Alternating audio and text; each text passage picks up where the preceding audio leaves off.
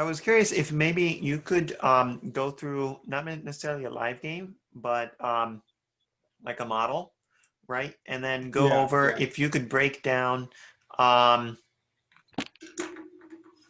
set elements, maybe, if that Yeah, makes yeah, sense. exactly. Since maybe and not everyone was there last time. Yeah. And then okay, so let's look at a model. You guys all see the whole board there. Morphy versus Duke and Duke Carl and Count Isard or something. Okay, I think they're both from France. This is Paris 1858. So E4, E5, knight f3 attacking the pawn, D6. Now this is called Philidor's defense. You see on the top where it says Philidor defense. And it's not known as the best way to react to that. I mean, it's a solid defense. Usually people play knight c6. That's the main thing you'll see. Right? But d6 is solid. You know, it guards the pawn. It makes a pawn chain. So then he goes d4. This is probably the best reaction. Just blast up at the center, similar to what Stephen just did. Right? When he had the chance, he played just stuck with pawns in the middle, take control of the center, and you're immediately threatening to win that pawn. Because you have two attackers, right? Pawn and knight, and they only have one defender. So hey, if you can win a central pawn, it's really valuable. It might win you the game. It'll help you get more control, and any end game you'll be up a pawn later on. You can use that to win. Now bishop g4 takes the pawn, and this is an interesting moment. So he's already, you know, kind of exploiting this slight mistake. When you take the pawn, if they take back right away, they actually lose this pawn. Now this would be a blunder. Why is this a blunder to take with the knight? Then Bishop will take the queen. Bishop, or even better, bishop. That's winning, but even better, the most efficient win for black would be. Oh, it's mate. Right, it's just a mate, because the queen takes, anchored in by the bishop. You have a checkmate. So, but the interesting thing is, what you do is you just have to switch the move order. So, this is a sideline. It's not actually happening. The sidelines are just as important because that kind of it explains why a certain move was made, right? So this is the reason the pawn didn't take. They actually took the knight instead. Because of the pawn had taken, well, if you want to win this pawn, can anyone find what you should do?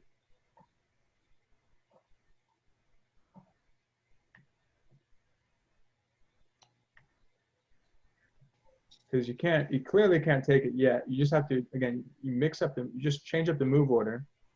So you eliminate the pin against the knight you should always be looking for forcing moves too, which are checks and captures and threats. So checks, captures, and threats. So it's sort of a tactical situation. There's pressure between the queen. The queens are having a staring contest, and the knight's looking at the e5 pawn. So what should we do?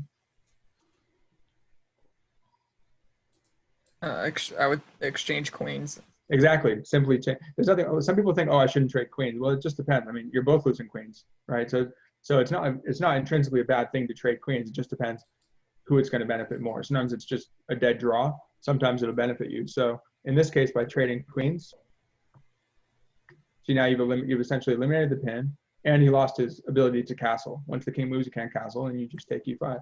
And now you're hitting the bishop. You're threatening to fork on f7. So this is a really good position that the Duke and the Count, they saw that coming. So Fischer said this is a weak move already. There's Fischer's very straightforward analysis of this game. And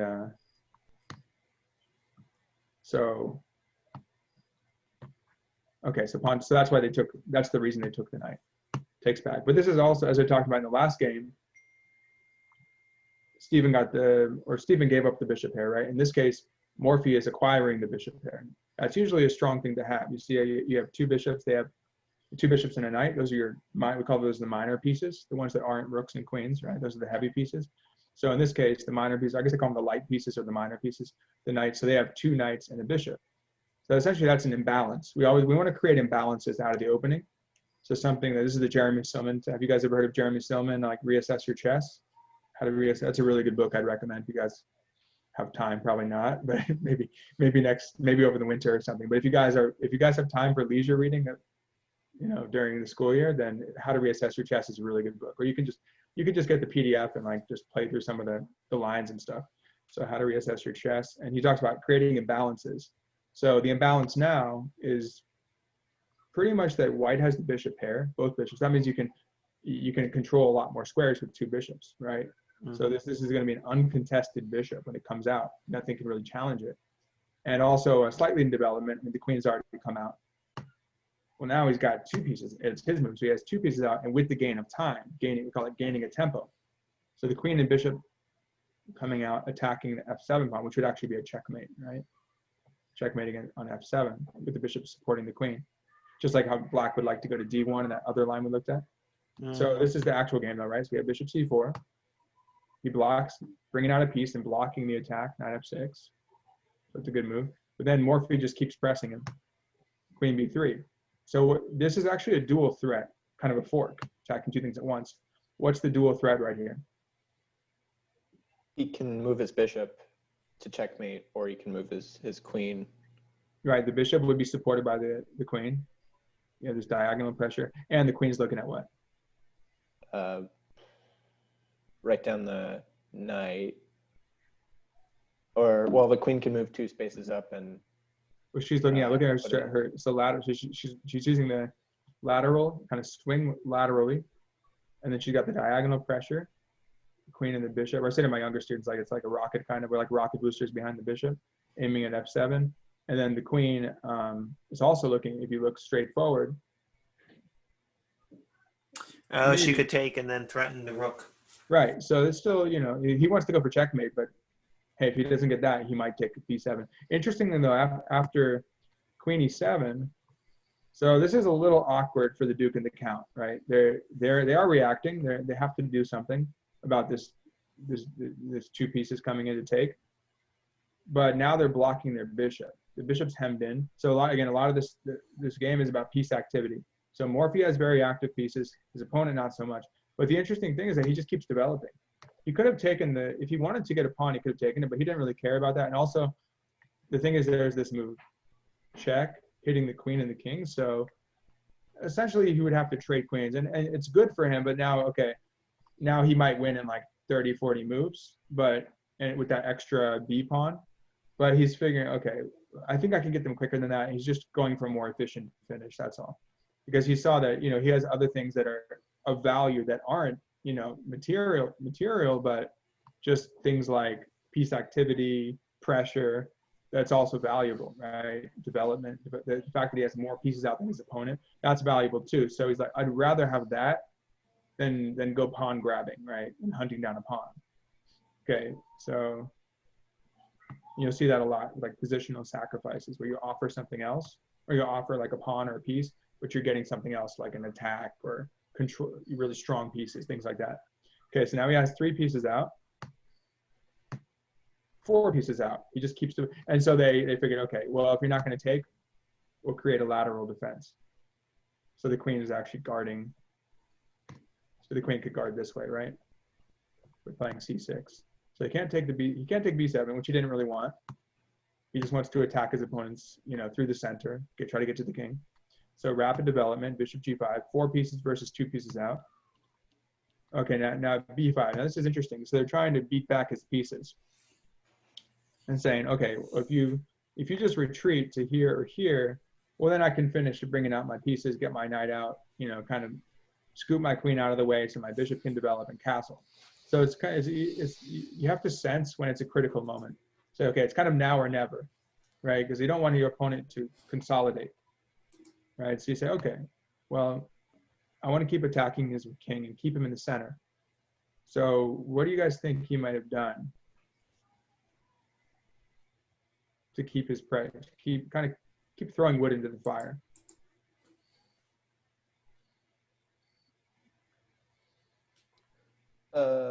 Move the knight up to d5.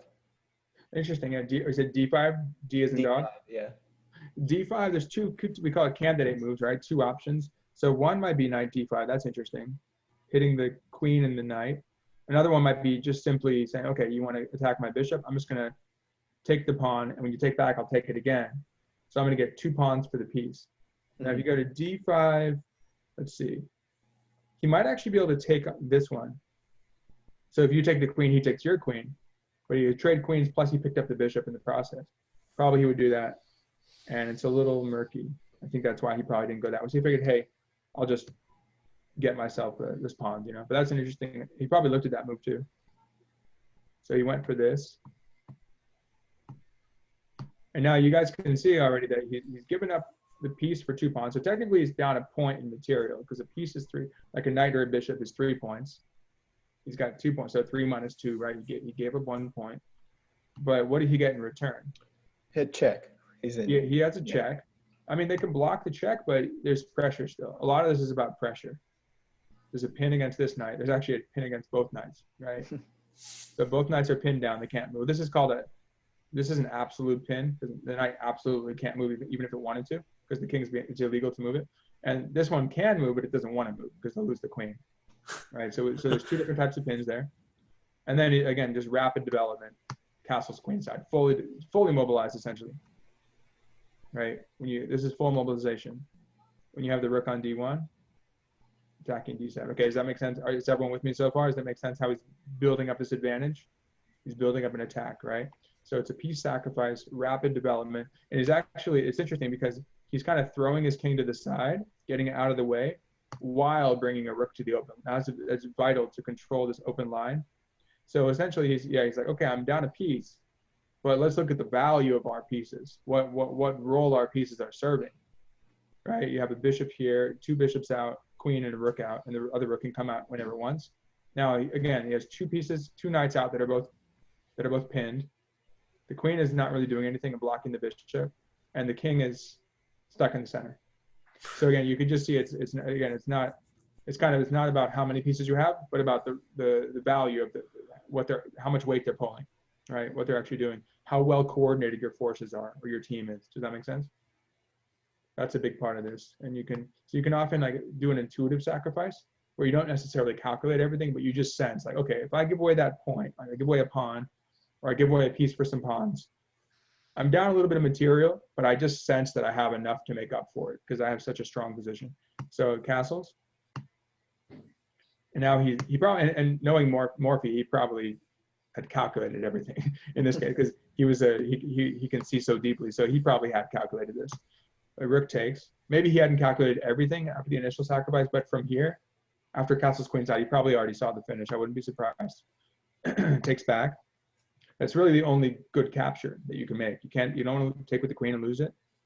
You don't want to lose the queen this way. Takes this way. And now how would you guys continue to build pressure on this against your opponent's position? Bring the other rook out to exactly. D1. Yeah, bring the other. Exactly. Essentially, again, with tempo, with the gain of time, right? And you're going to see a lot of different languages used in chess too, right? Or using Latin or Italian, like fianchetto, right? You guys speaking Italian, fianchetto?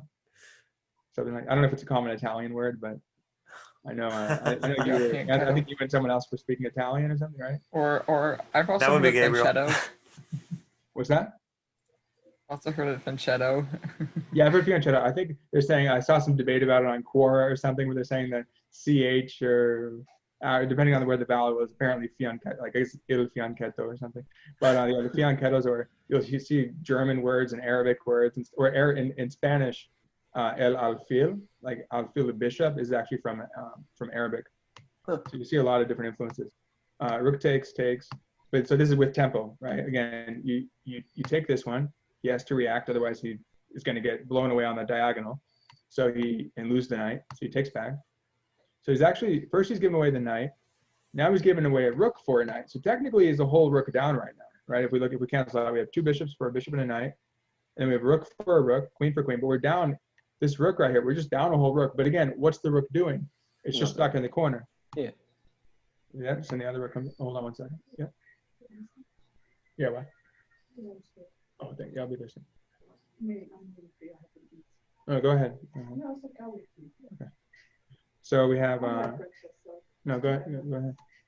Okay, so the rook goes here. Yeah. Takes. Okay, now this is actually the finish. The finish is already right here. So after rook here, let's see if you guys can calculate what happens after bishop takes rook. This is a famous position here. So again, he's fully mobilized. The rook is pinned, and now he kept the tension, but then he has to figure, okay, at what moment do I actually capture that rook right there? Now, if you take it now, so the queen is moved away, so the knight is able to take back, and the queen is challenging you. So again, it's kind of one of those make or break moments, right? Where if you don't do it now, it's like, okay, I guess you can move your queen away, but he sensed that he had an opportunity here. So you should Wouldn't look at it be forcing knight. Wouldn't it be worth for him to go queen a4? So yeah, something like queen a4 is, well, this will be, okay, so if we're gonna look at the, let me see, I think now I can annotate, right? Let me see. Yeah, now I can annotate since I'm sharing screen. So it's useful to ask yourself, so when you're looking at forcing moves, and when there's a tactical situation, like there's pieces that are under attack or the king is exposed, you sense, okay, there's a tactical situation here. So basically the order of forcing moves you would look at. So first you should, oh, let me just change the color of it. Okay, it was actually white right there. Okay, so first you would look at actually capture checks. So you look at, and this is just sort of the most efficient way of looking through it, because especially if you're doing tactics, it's almost always going to be checks first. So you capture with a check, like bishop takes rook. You get rid of a piece, so essentially opening something up, and you're checking. Okay, the second thing to look at is a regular old check, right? Just a regular check, where you would just do like, there's nothing available here. Like for example, queen takes queen is a check, bishop takes rook both of them are with capture. So regular checks, and then we have captures. So it's kind of just pulled from the first one, right? If you remember capture check, first you say capture check, then you say, okay, check. The second one, you pull checks and then captures. So we look at our captures because, they're not quite as forcing because your opponent doesn't have to take, if you take something, like if we take the knight, they don't have to take back, but if they don't, they're just losing a piece. So it's kind of forcing in that they don't want to just lose a piece, and it's somehow it probably advancing into their territory. And then number 4 is essentially along those lines where you're advancing, you're creating threats. You're threatening to capture, threatening to check, right? So threat. So you're sort of some sort of advance into their position, and they have to react to it. But again, whereas with a check, they have to react to it right now. They're forced to do it, right? So it's a little less forcing because they could ignore you. With a threat, they could say, oh, well, I have a bigger threat. But if it's a check, say, okay, well, the only way they can ignore that, well, they would have to block your check with a check of their own or something, right? So that's why it really gets their attention. And then after that, after threats is pretty much just, then you can look at quiet moves. Number 5 would be quiet moves, like moves that don't really do anything immediately, like, I don't know. So queen a4 would be, I would say queen a4 would sort of be along the line, number 4, kind of a threat. But first, we should look at our checks, and then if none of those work, you work your way kind of down this hierarchy of forcing moves. And if none of those work, then we'll do a threat or a quiet move. Like then you find some brilliant move. It's like some little king move or something that because nothing else, or because it enables one of the more forcing moves to actually work, right? But so start up there. So your capture check would be what in this scenario? Move either the bishop or the rook. The rook. Oh, we have rook takes rook would be that would be a capture, maybe threatening a check. So that would be a capture. We have bishop takes rook or queen takes queen. Yeah. Which one of those do you want to look at first? Which one looks more promising to you guys? Taking the rook, because you've got your rook guarding the rook, so you can respond. Yeah, it's a nice coordination. So you take this one. Oop. And then, well, he takes back with the knight. Okay, and now can you guys see?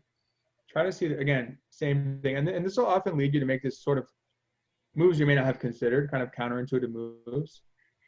But when you follow this method of looking at capture checks and checks first, you'll just say, okay, you may not have looked at it before. It's like, oh, that just looks crazy. But sometimes the moves that look like blunders are actually brilliant moves. So he ends up finding well, it's brilliant here just because, especially because the way he prepared for it, right? The way he gave away first he gives away the knight, and then he gives away the rook, and now he gives away something else. So what do you guys see here? Any forcing moves?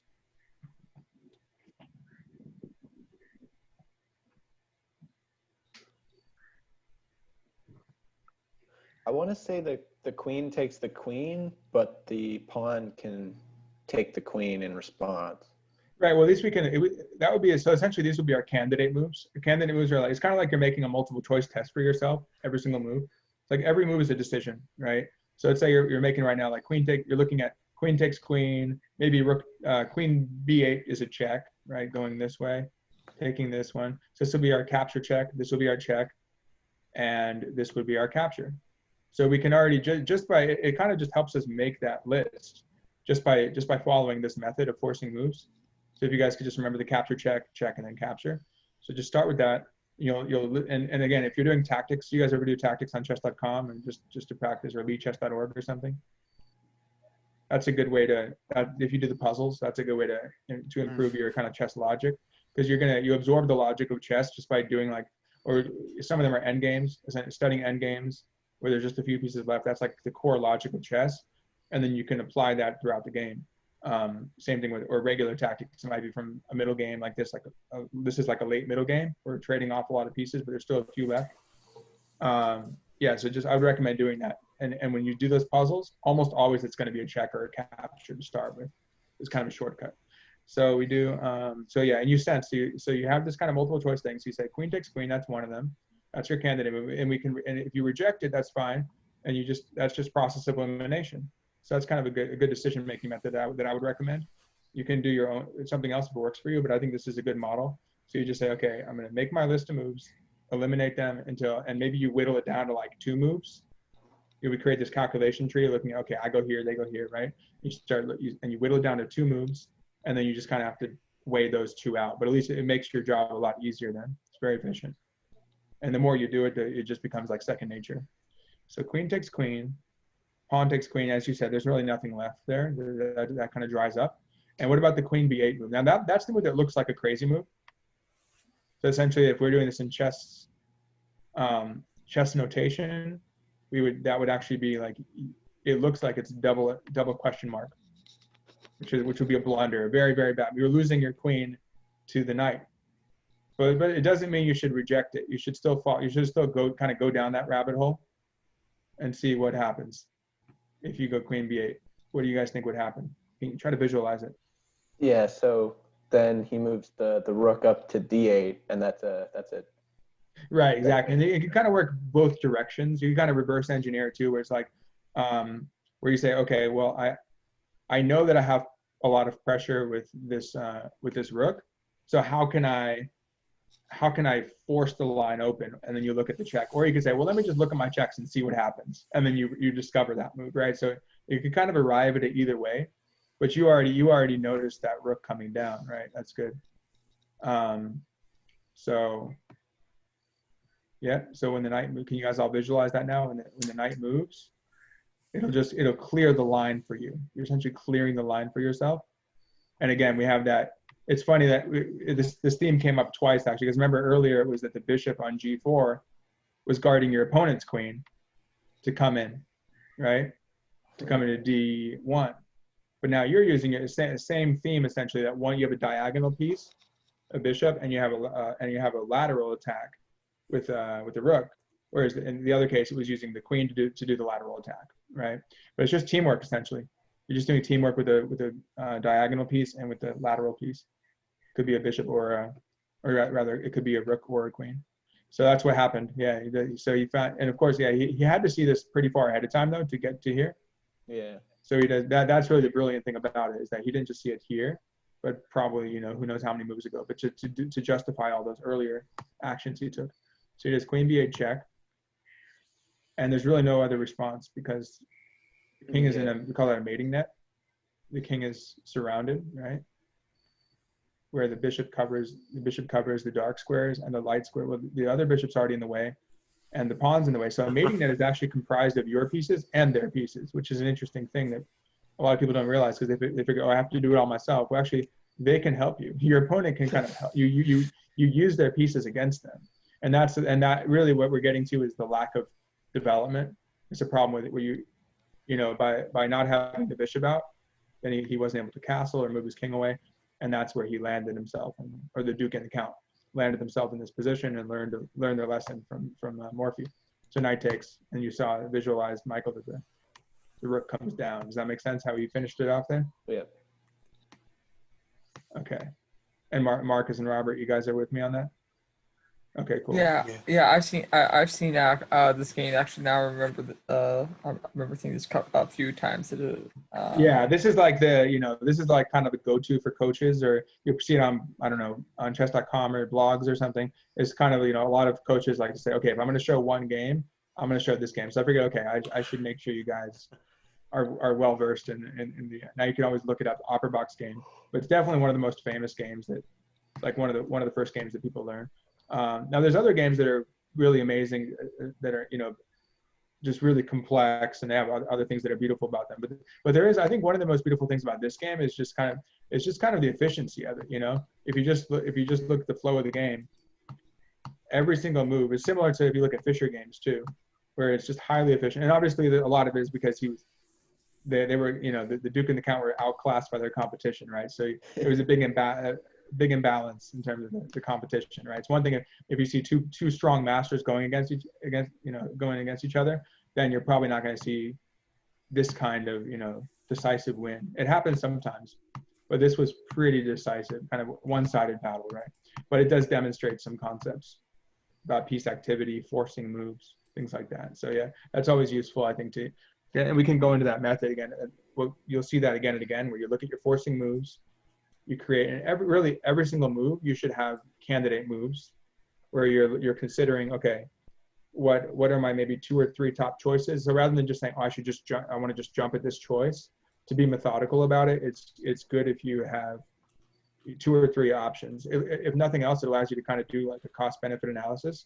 So you're essentially weighing 2 things. That's why I think it's kind of cool, like when you're teaching kids chess, like, okay, you're teaching kids like these really complex analytical techniques, right? And which you guys are learning now in college, right? So actually I think I got stronger just taking a break and going to college and like learning things about argumentation and just different types of logic you learn in college. You kind of can apply it to chess as well.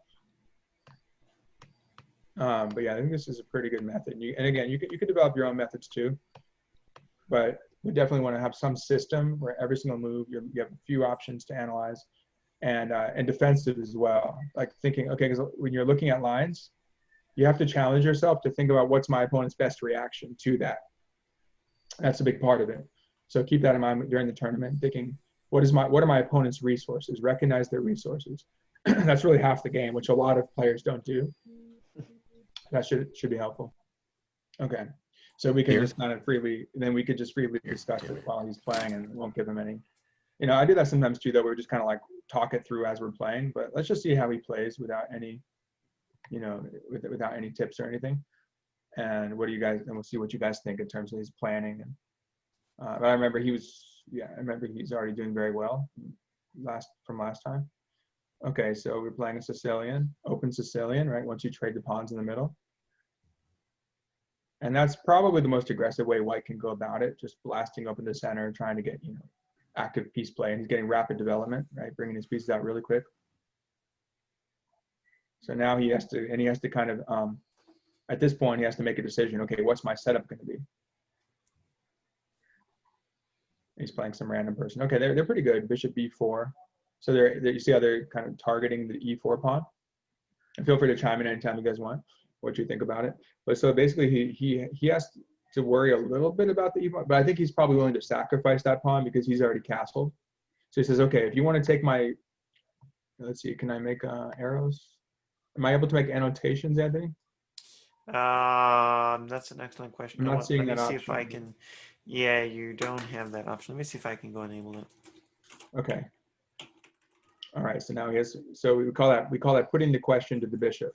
When you go a6, so it says, okay, bishop, what are you going to do? Are you going to take it? You're going to retreat? You have to make a decision. Personally, I probably don't like taking it, because then he just. Why do you guys think I don't like taking on c6?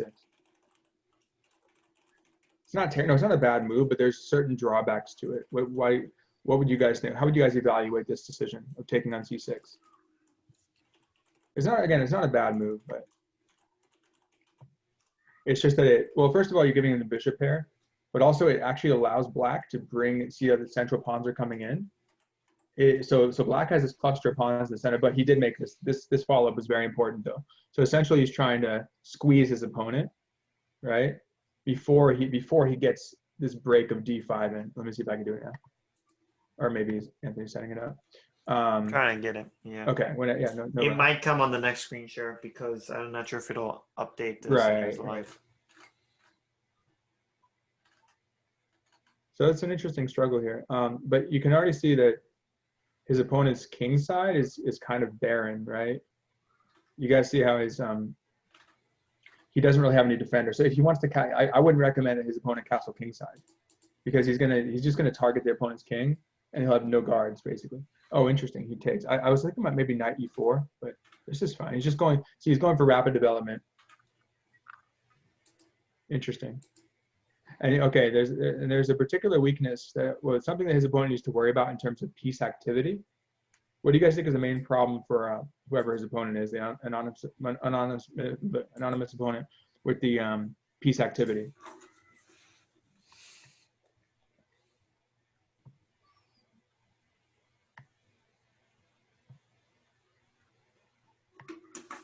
Any ideas? This is kind of a.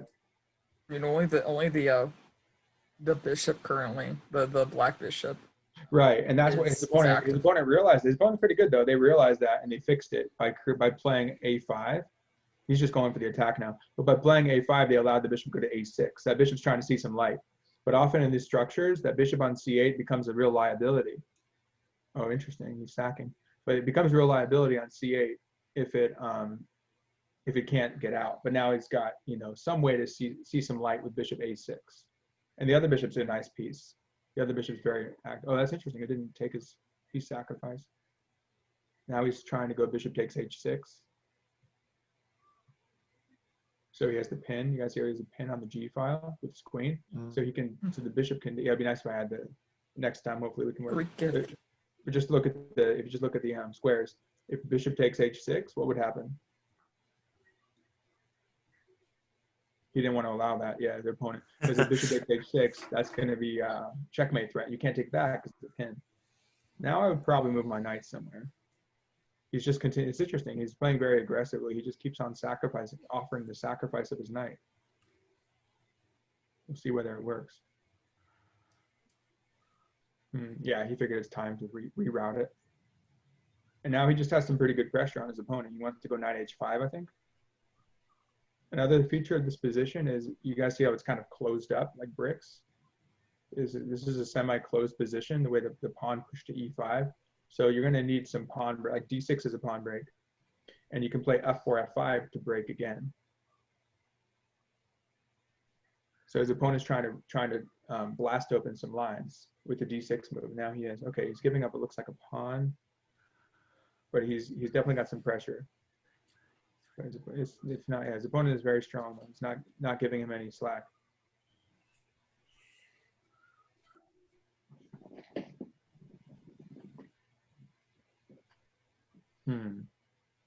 They open up their king a little bit though, with the g5 move. Okay, you guys see the discovered attack. Watch out! Watch out! Don't give it to him, Stephen. You see e5. You guys see the hidden threat there, kind of hidden. e5, opening up the bishop against the queen. Sneaky move. Able to take his queen. So watch out for those. Always ask yourself too in this tournament. Just always ask yourself, why did my opponent make that move? Just try to anticipate what they're doing. Why do they want? That's a big part of it, right? Just not allowing them to do what they want, restricting them. Well, let's see what he can. He's going to try to fight back here. Let's see what he can. What he could come up with. It's good that he's not giving up. He's down a whole queen right now, but you never know. He's still fighting on.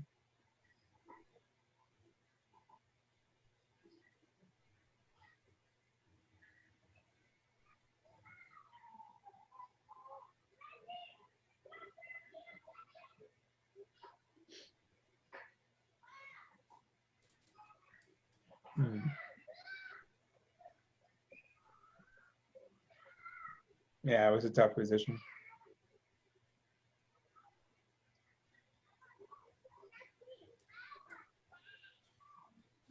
And then I think he's got a checkmate. Yeah, queen goes right. He sees it. Yeah, he got him. But that's okay. Just a little mistake there. He's getting warmed up.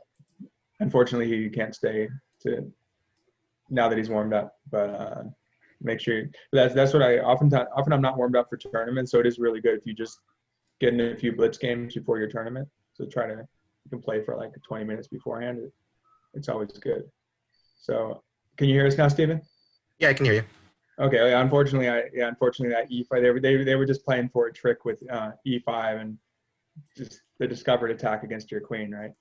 Yeah, But I you didn't see attacked. it. Yeah, they were strong. They were definitely strong. They were probably at least an expert because we don't know who they are, but I could tell they were strong. You definitely had a big initiative out of the opening. You had a lot of pressure on them. So you want to go back real quick? Oh, you have to. Yeah, sure. You have to leave at 7:20. Yeah, approximately. Okay, let's just quickly look through the opening. It was interesting, guys. It's interesting Sicilian. Well, you don't really. Yeah, if you just go back to the beginning, where it seems like you're willing to give up that pawn because you got so much development out of it. It's a really tricky line they're playing. They clearly knew this opening with the bishop b4 stuff. I think that's called like the con variation, right? E6. So they want to pin you with bishop b4. I thought your reaction was pretty good though. I was thinking, okay, I'm not sure about taking on c6, but the fact that you took on c6, because it does give them the bishop pair, right? And it brings their pawns. Yeah. It helps them get more central. But then you play e5, which was a nice follow through. Now the only thing is when they went knight there, I might have gone knight e4 now. I think I like a knight e4 in this position, just centralizing your pieces. You know, that looks pretty good for you. But the knight takes was interesting because it's like, well, it looked like you were playing against their bad bishop on c8, right? When you take on d5. Yeah. So just keep that in mind. Knight e4, just kind of keeping the tension was fine too, because you're trying to trade this off. They didn't fall for that. They're like, no, I'm not. You want to get rid of one of their bishops if they have the bishop pair. Right. Yeah. They said, okay, I'm keeping my bishop pair, and then I'm going to activate my other bishop. I suppose I could have gone d4 and bishop e7. This is safe. They're going for bishop a6. So you're going for a quick attack, trying to, and you're provoking their pawns forward though, like h6. And this was really interesting. You're trying to sack on it. Now you're going for a sack. It's not clear. I was going for. I was just going for an attack on the bishop. And if they take your knight, well, then you're going to sack on h6 if they take the knight, or what? Probably, yeah. Yeah, Either that or essentially it's a double sacrifice. They take e4, then yeah. But you're exposing their king. So this is interesting. Yeah. And then you left it there for a bit too, I think, right? Well, now you're threatening bishop. Yeah, I did. You got the pair. You if you want to make that, if you want to go back one just to show them the line that I couldn't make the line up here, but you have the line on G. Yeah, the line on G8. This. Or no, the line with your queen against G, the line with your queen on the G file when you went queen G4. Yeah, forward Here, after yeah. G, right. You have the line there. The line against G8, which threatens bishop H6 because they can't take back because the pin. That was very crafty. So after queen G4, what happened there? After queen here, he went here. Right, now it's probably legitimate to move. I'm going for it. Interestingly enough, if they took your knight, there would have been a fork. Queen takes e4 would have been a fork on the rook on a8. But now you're going for a checkmate against g7 again. We call it the focal point. Art of Attack in Chess is a really good book by Vukovic. He talks about there's a big section on focal points. So you just want to, G7 is your target essentially. It's a focal point. So you're going to keep on applying pressure to G7. That was good. Right. Okay. And also the thing is, again, I was getting at this closed position, and then they open it with G6. But you also have the F4, F5 ideas. Like right on the F4, F5 breaks. So you need in a closed position like this, you need pawn breaks because unless you already have ways for your pieces to come in. For example, to get the rooks in the game. The other way is you could do like rook e1 to e3. Let's say you go rook a e1 maybe. That one's okay there for the F file. And then maybe you can go to e3 and you could do a rook lift, like a British elevator, right? Swing that rook over, and then you get to h3 or g3, and you can just continue your, amassing your pieces on the king side. And they say if you have 5 pieces against a king, 5 pieces aiming at an opponent's king, you're probably gonna win. Something's gonna go down on the king side. So now you have 3. This is maybe tenable for them, but it's still dangerous. So g6. Yeah, they played well. You got to give it to them. They just stopped your attack. They did expose their king a bit, and then you just missed e5. But here I think like if you went, I don't know, it's still a game if you do queen h5 or queen g2 or something, and then you can play for f4 to crack open the f file next. Right, you did f4, but just tuck your queen on g2. Actually, let's see that. Can you make, is letting you make, yeah, if you go here, hit the d5 pawn. Yeah, you go to g2, you're threatening d5, and then you toss in maybe, you have to be careful actually, because you're opening up the g file against your own queen and king if you play f4. Because their king's already they kind of already scooted out of the way. So they're going to take g takes f4. If you take with the g pawn, they're going to go rook g8 and get you. So just that's defensive calculation, right? Saying, okay, what's my opponent's best option? And so actually, okay, well, you can't do it yet, but you can still go, or maybe queen h5 then. Maybe queen h5, and then and then possibly h4 or f4. You'll time it out. You get the right time for that. And then bring. Yeah, I was mainly focusing on my clock at this point. Well, with your increment too, if you have increment, you could kind of, especially 3 or 5 seconds. Yeah, 2 second increments a little tight, but you can still kind of work the increment. Wait, what did you have right now? It's blocked by the video. Oh, you had 3 point, or at the end you had 3.9. 3.9 seconds. Yeah. So yeah, unfortunately. Yeah. And the game is basically over from here.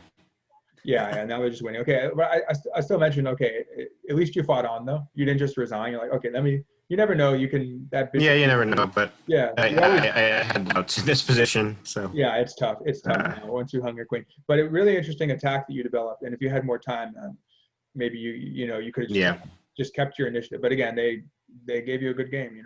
They fought back really hard. So yeah, okay. So that useful for you guys, kind of just talking through all those ideas as we're playing. I think that's cool. Okay, so you guys, yeah. Okay, so I mean, it's up to you. We could kind of just discuss it as you're playing, or you can do the same thing where you just turn off the volume. Which one do you want to do? Oh my gosh, brought his queen out. Yeah, they're going for kind of a quick attack, and then they change their mind. Then they're like, oh, never mind. I'll just play a little quietly with h6. So they're mixing it up on you. Yeah, it's a good choice. So he's solid development.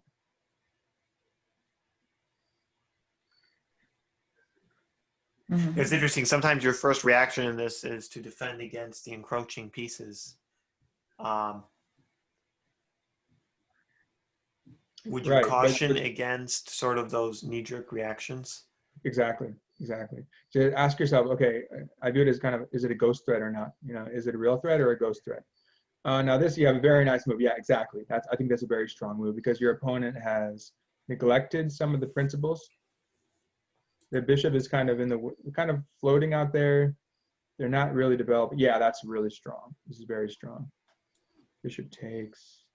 And now the problem is that you have a pawn in the center. You have 4 pieces out. So it's similar to the Morphy game, right?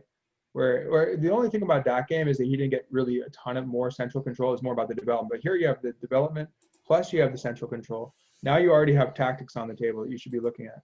So go through the decision-making. Can you hear us right now? Yeah, I can hear you. Okay, so go through the decision-making method where you look at, okay, what are there's loose pieces. There's Closed king. What kind I can't do arrows. Okay. What are some options you could look at here? I see the check. But David, you should be able to annotate now. Enough. Oh, right. Let me see. Yeah, so I can press. I'm still looking there. I actually kind of like the bishop there because it blocks the pawn in. But it's a target. It's also a potential target. Yeah. So you can maybe attack the bishop or just leave it there. Yeah. I'm thinking. What are your candidate moves then? Just right developing now. is fine. Yeah, that was good. Now I was looking at like moves like e5 or that's interesting. I like that. Yeah, your bishops are just kind of zooming in there, and then now a move like e5 really packs a lot of punch because e5 would expose the bishop against the queen, discovered attack, and it would hit their bishop. Yeah, they can't really do much. No, you're probably just winning. This is probably a winning position. Just unless they make a really dumb move. Yeah, but I'm like theoretically it's probably winning, but you still have some work to do though. That's true. That looks strong.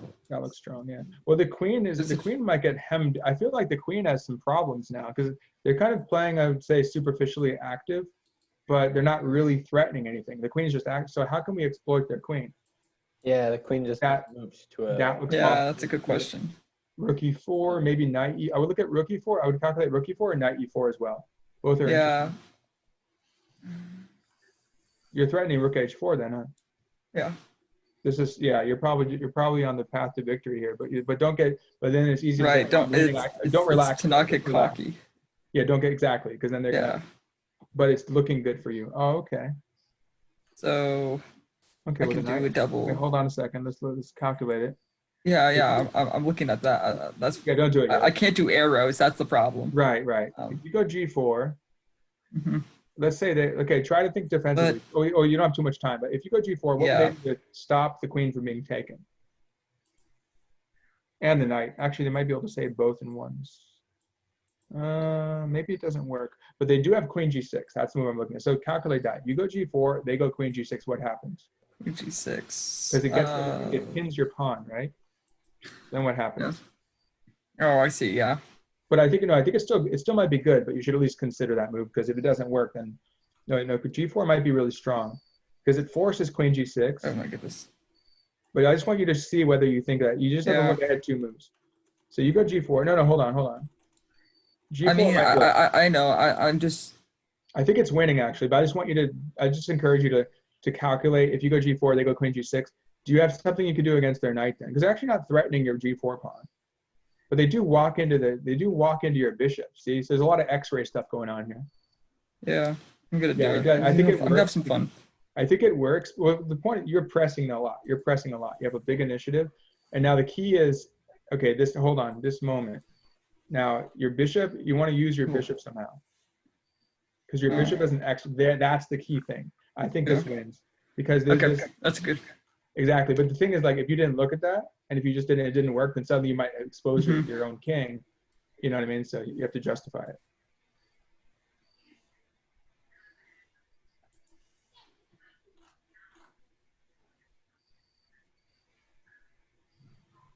And it's pinned, so I can't just take.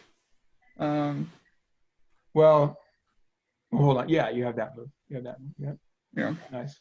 I might just lose on time though. Oh yeah. Now wait. Hold on. Bishop takes. Oh, they have queen g5. This gets messy. Let's see.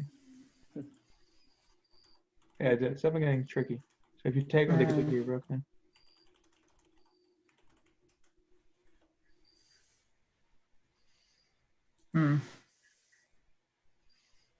Well, either way, you're building up an attack. Yeah, I guess you have to do that. Yeah. Their queen is still a bit awkward. Yeah. So as it turned out, actually, they had some type of they had some trick with because of the pin, huh? But you still have a huge buildup, so this still looks good for you. Mm-hmm.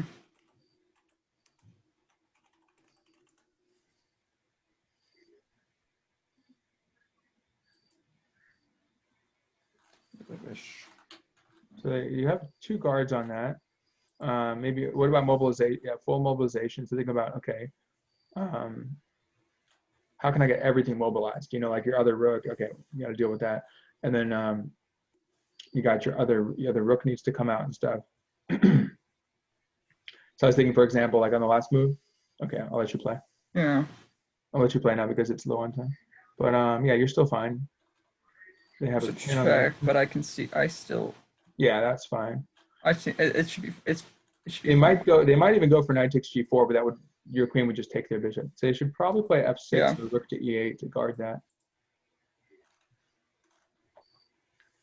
Oh, they fell. Okay, can you take on c7? You're still guarding h2. That's the thing. Is it looks like they have h2, but okay. So you ended up. Oh, they fell for it. And now you have what? Do you have an increment? No. Oh, you don't have an increment. Okay. That was tough. Yeah, that was tough to discuss. Oh shoot. Oh wait, no, it's fine. Oh, wait, your knight. I know. Oh, I'm just low on time. Yeah, you can pile up or something. Yeah, it's tough to discuss when there's no increment.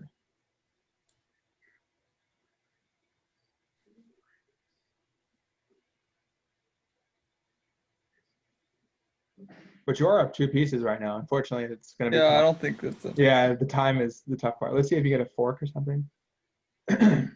Oops. I didn't mean to. I didn't mean to pre-move. I meant to go back, but Yeah, it's just rough because of time now. yeah. Not enough time. I thought you had an increment. Sorry. I thought you No, had I didn't have an increment at all. that was I still just that did was still 5 interesting minutes. to discuss. There were still some really interesting moments to discuss. Why don't you go back to like the key moment? Um, there's like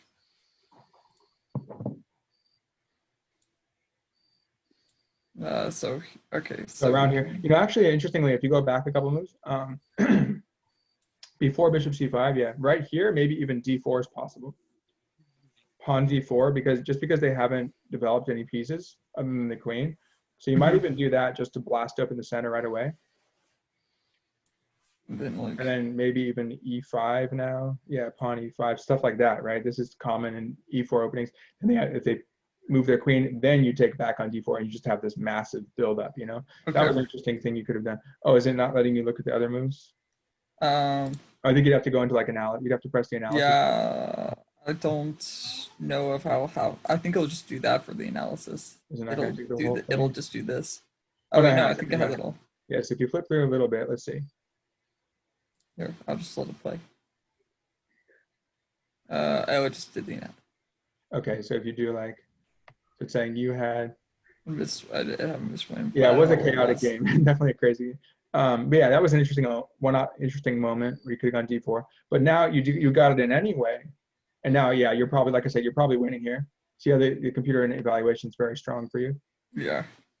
Yeah, e5 was good.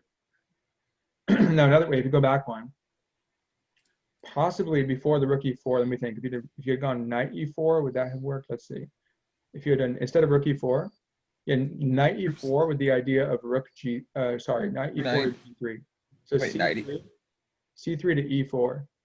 Knight E4. That was I thought that was very interesting because you're threatening maybe. Well, they have to worry about knight G3 now, just kind of shifting the knight up. That was probably good too. So like I see that. In some cases, there might be some sacrifices. If you could exploit something down there, or that was also interesting, yeah. But I think I like your move. It says knight E4 is excellent. No, but then see, it'll say what the best move was. I think you made the best. Oh, rook E4 is good. That was just good. Because you're up like 3 points. The best move is it wants bishop c5. That's more of a computer looking move, but yeah, they would probably move their rook or something. But yeah, now you're winning material and stuff, where you're breaking through with the pawn. But let's see. I think rook e4 was fine though. This was fine. But really, like I said, the key. That's why if you had a little more time, it would have been better. But just to really delve into that, because when you went rook e4 the moment when you played g4, it was very interesting. Okay, so what did they do? They did knight f5. Now here, the question is whether g4 works. And like I said, I think it does, and it does. The computer agrees. But you have to do that calculation, because if it doesn't work, then it's like if queen g6 works for them, then you're just kind of exposing your king for nothing. You know what I mean? So you want to adjust it. That's what I'm saying. Like you want to look at that defensive resource that they have and try to justify it to yourself first. But now, interestingly, yeah. So what did you do in the game? So when you took and you missed that when the bishop took, then you have a pin. So interestingly, the best move now is just king h1, scoot your king off the g5. Yeah, I was diagonal remains. I was looking at that for at some point there, or king here, although I think this is safer. Again, if you had 10 minutes, you'd probably find it, but you were tight on time.